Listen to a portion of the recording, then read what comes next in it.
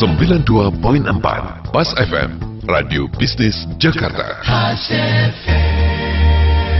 Mitra bisnis, Gedung Kejaksaan Agung kebakaran hebat. Beredar spekulasi kebakaran ini adalah sabotase lantaran Kejagung sedang memproses kasus besar Jiwasraya dan Joko Chandra. Beberapa tahun lalu, Gedung BI juga kebakaran ketika ada penyelidikan tentang kasus BLBI. Untuk membicarakan hal ini lebih lanjut, saat ini kami telah tersambung dengan pakar hukum pidana Abdul Fikar Hajar. Pak Abdul Fikar, bagaimana Anda mencermati kejadian kebakaran ini? Kebakaran itu kan satu kejadian karena terjadi di Kejaksaan Agung, maka dia sangat mengagetkan dan membuat orang kemudian berspekulasi. Karena akhir-akhir ini Kejaksaan Agung itu sedang disoroti, ya, karena banyak kasus yang menimpa. Di samping dia sedang menangani kasus yang besar seperti Jiwasraya, ya, kemudian Joko Chandra juga yang terakhir, gitu ya. Bahkan tidak hanya menangani kasus, anggotanya sendiri atau pegawainya sendiri atau jaksanya sendiri ada yang terlibat kasus juga, ya, dalam ini adalah kasusnya Joko Chandra. Nah, karena itu kemudian terjadinya kebakaran ini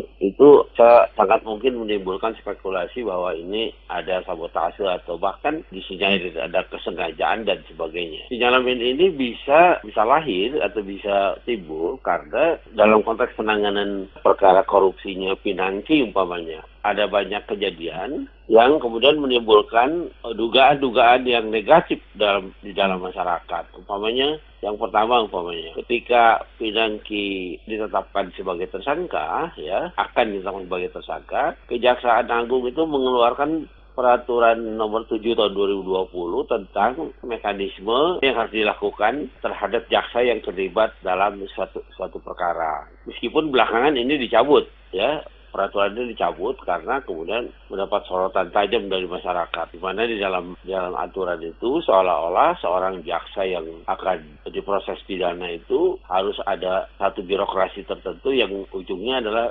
izin dari Jaksa Agung. Orang melihatnya peraturan ini sebagai upaya untuk melindungi Pinangki khususnya, atau bahkan melindungi jaksa-jaksa yang terlibat di sekitar Pinangki. Karena Pinangki ini kan meskipun dia pejabat di kejaksaan, tapi dia pejabat eselon yang paling bawah. Nggak mungkin dia berani umpamanya menjanjikan kepada orang, dalam hal ini adalah Joko Chandra, untuk dibebaskan dengan imbalan yang sangat besar. Ini yang kemudian menimbulkan prasangka atau dugaan bahwa tidak mungkin jaksa Pinangki ini bekerja sendiri, gitu ya. Pasti ada orang-orang yang membackupnya, terutama dari kalangan atasnya. Nah, ini yang kemudian menimbulkan bahwa memang kejaksaan itu sengaja akan melindungi khususnya jaksa Pinangki, tapi pada umumnya jaksa yang akan terlibat. Itu yang pertama. Yang kedua, tiba-tiba muncul pernyataan bahwa Pinangki itu akan diberi bantuan hukum, ya, oleh Kapuspen, Pusat Penerangan Kejaksaan Agungnya. Nah, ini yang juga mengherankan, walaupun kemudian dibantah, ya, yang akan memberi bantuan hukum adalah Persatuan Jaksa Indonesia, yang kemudian juga dibantah juga oleh Persatuan Jaksa Indonesia bahwa mereka tidak akan memberi bantuan hukum karena sifat tindakan yang dilakukan oleh Pinangki. Nah, ini juga di dalam masyarakat menimbulkan spekulasi bahwa sebenarnya ada upaya-upaya untuk melindungi jaksa yang terlibat korupsi. Apa yang harus dilakukan kejaksaan untuk menepis bahwa kebakaran ini tidak terkait dengan kasus besar yang sedang ditangani, Pak?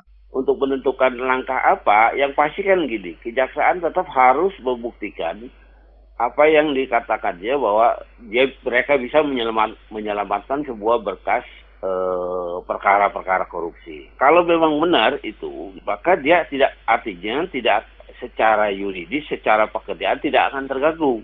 Ya, walaupun terjadi kebakaran seperti itu, gitu. Ya, nah, untuk menunjukkan itu artinya ya tetap, ya, mereka dalam menangani kasus-kasus yang besar itu harus terus dilanjutkan, gitu.